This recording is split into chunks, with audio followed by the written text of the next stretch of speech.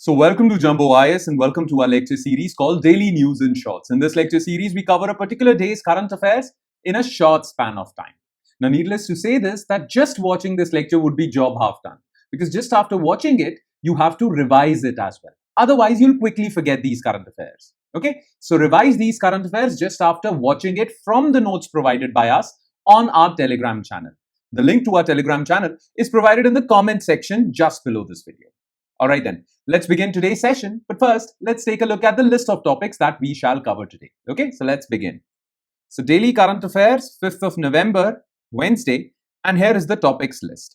So recently, Convention on International Trade in Endangered Species, CITES report came out, and it has said something bad about India's, laws with respect to, or India's governance with respect to illegal trade in wild animals. Okay, so we will talk about this CITES convention and what is its relationship with India.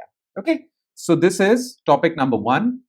The next topic is with respect to freebies and committed expenditure, because recently Finance Minister of India said something about, financial position of states.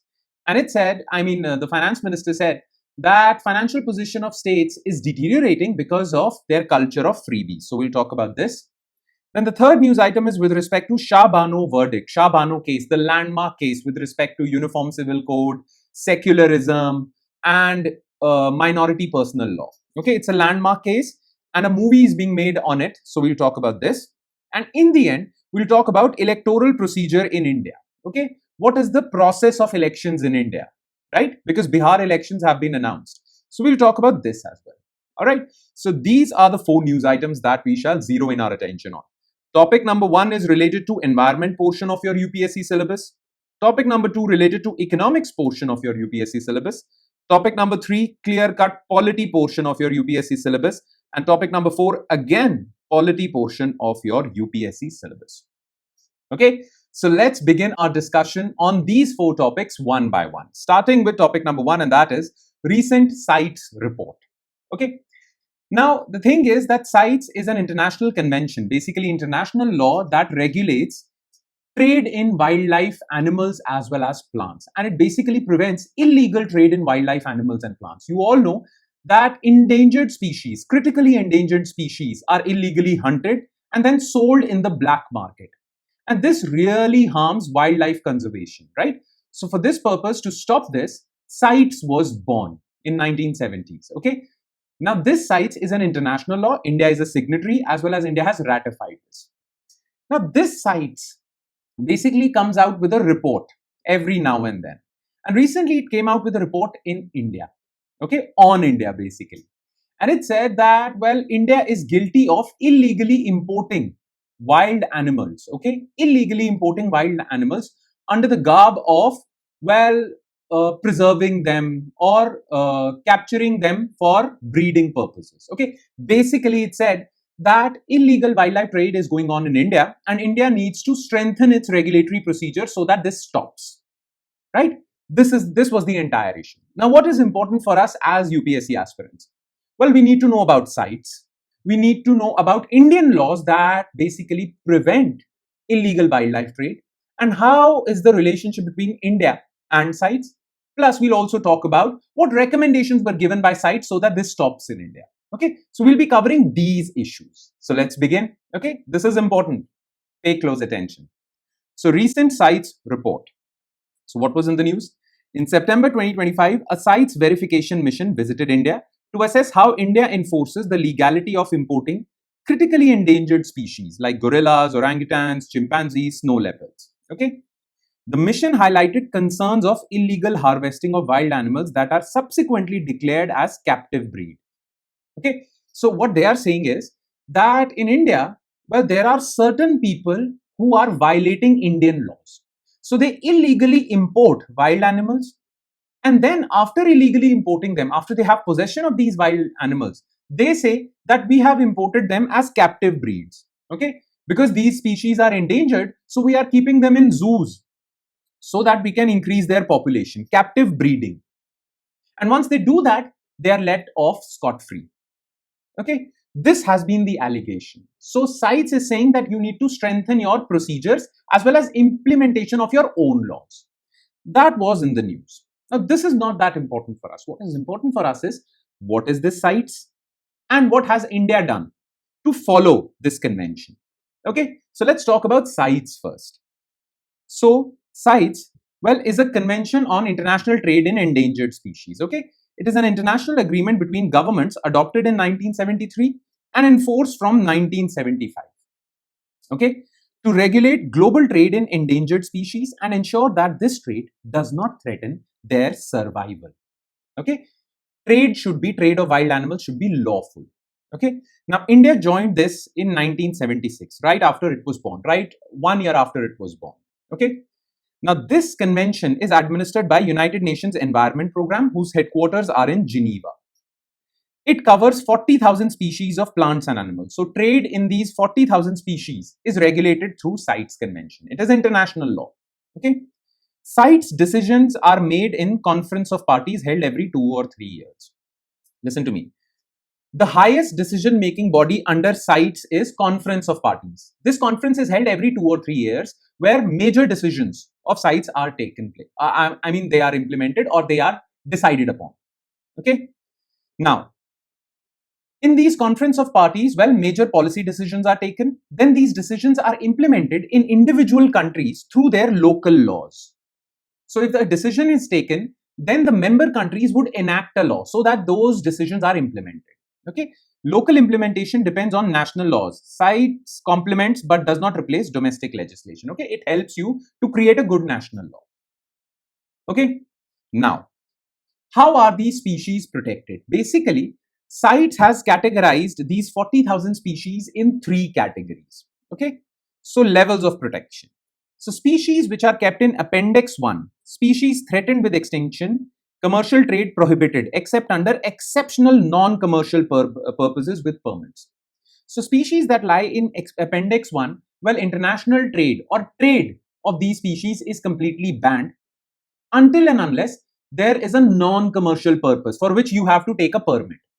Okay, these are the most endangered species. Trade is completely banned unless you are trading them for breeding them, for conserving them, and for that you need a permit, like gorillas and giant pandas. Okay, then in Appendix 2, species not yet endangered but require controlled trade to avoid threats. So these species are not that endangered, but still they are endangered. Some amount of endangerment is there. Okay, so well, trade is heavily restricted. It is permissible, but it is heavily restricted. Okay. Appendix 3, species protected by at least one country seeking cooperation for trade regulation controlled through export permits, certificates. Trade in these species is allowed, but some regulations are there. These are not that much threatened, these species. Okay, so remember, Appendix 1, most protected. Appendix 2, little less protected. Appendix 3, fairly open. Okay, now, about the relationship between India and CITES. So India became a party to the Convention on International Trade in Endangered Species of Wild Fauna and Flora in 1976. We have discussed this, okay? Now, this treaty has 185 signatories worldwide. India's Wildlife Protection Act prohibits zoos from acquiring or transferring wild or captive animals except from or to recognized zoos. Basically, India has implemented this CITES through its Wildlife Protection Act. I told you, right, that, well, countries implement this convention through their own local national laws. Yes. However, wildlife imports by India have mostly occurred under the source code of C, captive breeding purposes or for zoological purposes. Okay. And this is something that CITES has highlighted. They have said that you use this to illegally import wildlife species. Okay. Now, what has been their recommendation? What has CITES said so that this situation never arises again? First of all, it has advised India to strengthen its procedures. Okay. India should urgently review and strengthen its import procedures to prevent illegal wild sourced animals. Then, India should strengthen its verification process also. Okay, verification from the source country from where the species is imported, from transit countries from where these species they stop over in their journey. Okay, proper verification should be done so that there is no illegality. Then halt imports. They have advised that for short term, stop import of critically endangered species until you strengthen your procedures. Okay. And the next step, CITES said that our standing committee is meeting in November 2025 and will request India to take necessary corrective actions. And then India has to submit a report within 90 days on what it has done so far. Okay. So this is something that you need to know. But remember facts about CITES, headquarters, when it was formed, all these things. Okay. And now let's quickly shift our focus to second news item, and that is, well, freebies and committed expenditure. Now, recently, Finance Minister of India, Union Finance Minister of India, Ms. Nirmala Sitharaman, she said that look, India is growing. She made all statements about India's growth story, economic growth, and all that. But she highlighted one concern. And she said that the financial position, or let's say fiscal position of state governments, is deteriorating. It's in bad shape. And the reason for that, there are multiple reasons for that. But one particular reason that she highlighted was that the culture of freebies is developing in these states. Now, what are freebies? Well, many political parties promise certain free goods and services to their constituents as election promises. Okay, they say that when we will come to power, you will get free electricity, free water, our voters will get free bus cards. Okay, all these things are promised during election campaigning. And most of the times, because of political pressure, these promises are implemented also once these governments come to power. Plus, if one political party is promising these freebies, the other political party, their opposition, well, maybe they didn't want to give these freebies, but now they are facing this political pressure because this party has promised, so this political party has a higher chance of winning the elections. So the other political party has to match their freebies if they really want to win this election race, right? So this culture of freebies is developing.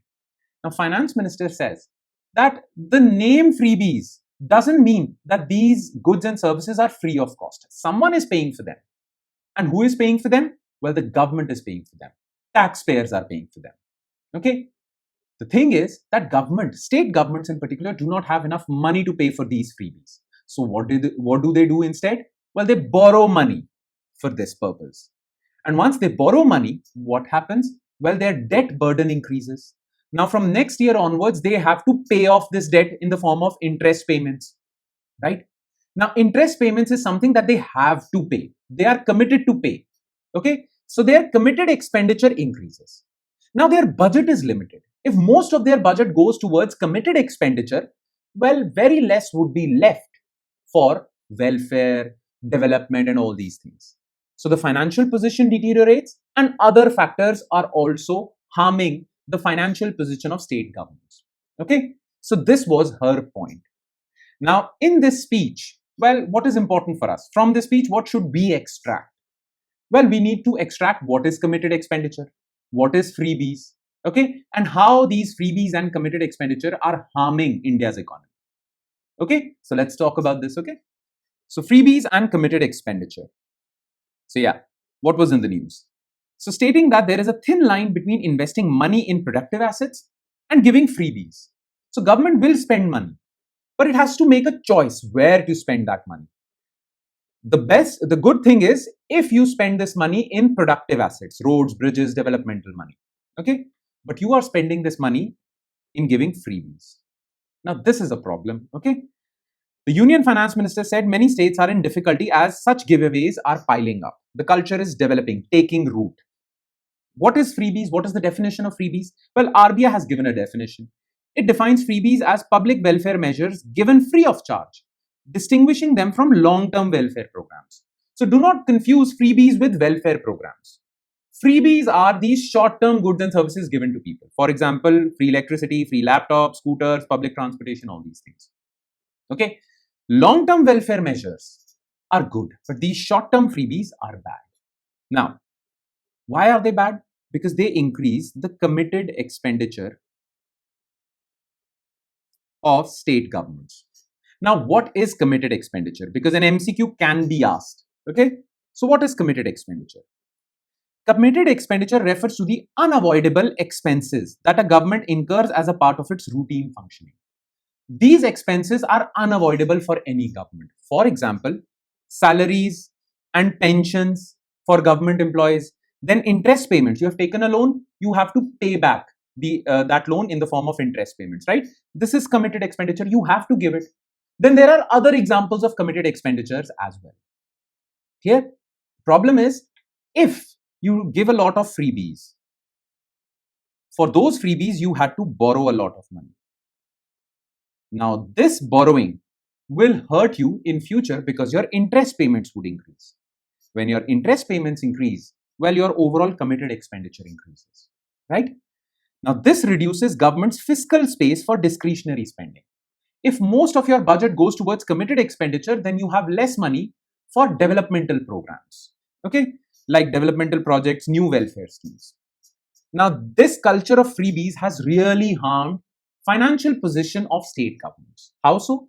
As per a recent report, well, committed expenditure can account for a large share of state revenues. 60 to 70% of state revenues goes towards committed expenditure, leaving only 30% behind for other developmental activities. This is bad. Okay. Now, what are the harms of freebies? Number one, it increases your debt burden.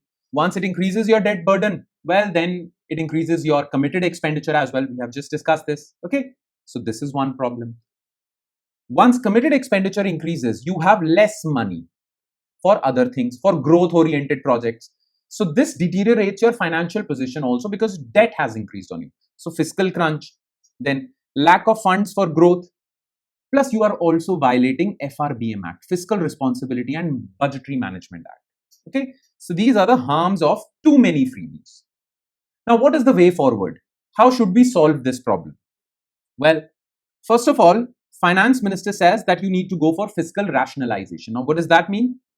She highlighted the need to differentiate between productive investment and populist freebies, urging rationalization and efficiencies in expenditure. Reduce the money you give for freebies and increase the money you spend for, well, productive assets, roads, bridges, infrastructure, right? NK Singh committee recommendations should also be followed, okay? He recommended a debt ceiling of 60% of GDP for general government. General government is central government as well as all the state governments, okay? So 40% of your GDP should be towards central government's debt and 20% of your GDP should be towards state government's debt. And that's the maximum ceiling. So total 60%. It shouldn't exceed 60%. Do you know what is the current level of general government debt as a percentage of GDP? It's 80%. NK Singh told that reduce it. Otherwise, things would be really bad. So we need to reduce it. And the only way to reduce it is, well, you should start with reducing freebies. All right. Okay. Now let's move on to third topic of the day, and that is the landmark, very important Shah Bano verdict of 1985. You see, the thing is that recently a Bollywood movie is being made on this landmark judgment of 1985. Okay. Now this movie is in a little bit of controversy because the real characters, okay, they have basically created this, they went to court because their name was being used without their permission. So this is the controversy. We shouldn't concern ourselves with this controversy, but we should concern ourselves with this landmark judgment called Shah Bano case. And why? Well, this landmark judgment is significant from the perspective of bringing uniform civil code in India, is significant from the perspective of secularism, the balance between secularism and religious freedom in India. Okay, it is a very important judgment. Now, what is the context of this judgment? Okay, the thing is that there was this woman called Shah Bano. Okay, now she was in her 60s and she was divorced by her husband. Okay, after 43 years of marriage. Now this woman had no source of earning, no job, nothing whatsoever. So she wanted maintenance from her husband. Now in Muslim personal law, what happens is that there is a technical period just after divorce. Okay, that is known as the iddat period. Now in that iddat period, the person, the man, well, he gave maintenance and money, but after the iddat period ends, he is allowed not to give any maintenance. Now this happened. Okay, therefore this woman called Shah Bano, she filed a case in the Supreme Court. She filed a case in the court. Okay, the case went to Supreme Court. And Supreme Court ruled that, well, no, this woman is entitled for maintenance even after the iddat period. Supreme Court gave that judgment. After that judgment, what happened? There was a huge backlash from Muslim religious groups. And the ruling government of the day, the Rajiv Gandhi-led Congress government of the day, well, buckled under they succumbed to the political pressure generated by these Muslim religious groups. Okay. Therefore, to overturn the Supreme Court's judgment, they amended the law. Okay. and allowed the man to only pay maintenance till the iddat period. Okay. Now, this was a huge political controversy. Okay. The government sided with the Muslim religious groups and overturned Supreme Court's judgment. Now, many people, well, cited this as a weakness of the government. And they said that personal laws, well, all personal laws, all religious personal laws, well, should come under a uniform civil code. Well, this debate got ignited. Okay. So let's talk about this Shah Bano case and this debate, right? So let's begin. So Shah Bano verdict 1985. So what was in the news? Why was this in the news? So Bollywood film Haq, set to be released this Friday and starring Yami Gautam Imran Hashmi, is inspired by the 1985 Shah Bano case. The film now faces a legal challenge from the daughter of the woman who inspired it, allegedly for not seeking permission for using her identity. Nonetheless, this controversy is not important. What is important is this case. So what happened? Shah Bano Begum, a 62-year-old Muslim woman, was divorced by her husband. He seized maintenance payments after the iddat, waiting period following divorce. Okay, so she filed a case in the court. Okay, Shah Bano filed a petition under Section 125 of Code of Criminal Procedure 1973. Under this Code of Criminal Procedure or Section 125, well, the husband has to pay maintenance to a woman after divorce if she has no way of earning her livelihood. Okay, a divorced woman who has not remarried again, well, she should be provided maintenance payments, right? This is as per Section 125. But the question before the court was whether Muslim personal law, which allows only maintenance payments till the iddat period, whether Muslim personal law trumps Section 125, which is superior. Section 125 says maintenance payment should be given throughout. Muslim personal law says that, well, it should be given only till the iddat period. Now, who is superior? This was the question. This is the basic question of secularism also. To what extent you can take secularism or religious freedom? Okay, this was the question. Now, what did the Supreme Court do? Well, a constitution bench was established because Article 25, 26 guarantee religious freedom. So, it is a fundamental right case. Okay, a 5-judge bench, constitution bench of the Supreme Court, upheld the right of Shah Bano to maintenance beyond the iddat period. And Supreme Court says that Section 125 is superior in this case. Clear? Plus, Supreme Court also said that we regret that Article 44, Directive Principles of State Policy. Article 44 says that state should establish uniform civil code. Okay, similar personal law for all religions. But that has not happened. So Supreme Court regretted that. This was the statement given by Supreme Court. But Supreme Court upheld Section 125. Now this happened. There was a huge backlash from right-wing Muslim groups. Okay, what happened as a consequence? Backlash from Muslim groups. The verdict faced strong backlash from Muslim groups, seeing it as a violation and interference in their own religion. Okay, now this happened. So the ruling party of the day in Delhi, okay, in center, well, they succumbed to this political pressure, and the Rajiv Gandhi-led government passed Muslim Women Protection of Rights on Divorce Act 1986. Limiting maintenance to the iddat period, basically siding with the Muslim groups, Muslim personal law, through an amendment, overturning the Supreme Court ruling. Clear? Now, this amendment itself was challenged in the Supreme Court, and in 2001, Supreme Court upheld this amendment. Supreme Court in 1985 said Section 125 is supreme. But once this amendment was made, this amendment was challenged in the court, and Supreme Court in 2001 said, okay, the government was right. But Supreme Court tried to find a mid path. Okay, a constitution bench upheld the 1986 Act but interpreted it so the husband must make a reasonable one-time payment. Okay, your payment period is restricted to this iddat period, but in this iddat period you have to make a large lump sum one-time payment so that she can sustain her life. Okay, this was in 2001. In 2024, Supreme Court again said that Muslim women who are aggrieved, they can seek relief from the courts either under this 1986 Act, which the government enacted, or you can still seek relief from Section 125 of CRPC. Okay, though these were the consequences. Now, this ignited the debate of Uniform Civil Code, which is still going on in our country, and the principle of secularism. How far can secularism go? Okay, this was the thing. This was the significance of this judgment. All right, that's about it. Now let's quickly move forward to next news item, the last news item, and that is electoral procedure in India. Recently, Election Commission announced the schedule for elections that are being held in the state of Bihar Legislative Assembly elections. Okay. Now this brings into question, what is the election procedure? What is the election schedule and how is it decided? Because generally elections happen in a big state, elections happen in phases. Some constituencies would vote in phase 1, then other constituencies in phase 2, phase 3, phase 4. This time around, Election Commission, Bihar was used to 4 phases of elections. This time around, Election Commission has reduced the phases from 4 to 2. Okay, reducing the number of phases. Now people questioned this. Why have you reduced the number of phases? This was going on in the news. But what is important for us is, how does Election Commission decide how many phases should there be?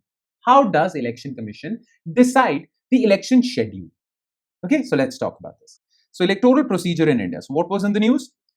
2025 Bihar Assembly elections, which are being held in 2 phases, will be the shortest polls in the state in at least 20 years. Okay, the last time, well, it was 4 phases. Clear? Bihar is used to 4 phases, but this time around, the Election Commission has shortened the election period. Okay. Now, what factors are generally taken into account before deciding this election schedule? Okay. Now, these are the factors. Logistics of conducting elections. Okay. You all know elections is a big exercise. Okay. So you need manpower, instruments, equipment, all these things are required. So you take this into account. Then you take weather conditions into account. In hilly areas, when there is extreme snowfall, well, you can't hold elections then. In India, in certain parts of India where there is extreme monsoon, you can't hold elections then. So this is taken into account. Agricultural cycles for farmers, okay? Exam schedules, religious festivals, public holidays, these are generally avoided. Availability of security personnel, CAPF, Central Armed Police Forces, because certain states have internal security challenges and we don't want these challenges to harm our electoral process. So this is taken into account. And other simultaneous elections that are going on. Okay, you try to club the resources. So these are the factors that are taken into account. Now, different stages of elections. You should be aware of this also. So what are the different stages of elections? First, announcement takes place. Election Commission through a press conference announces the election schedule of the entire country or the state. Then after announcement, model code of conduct, which every political party has to follow, is enforced.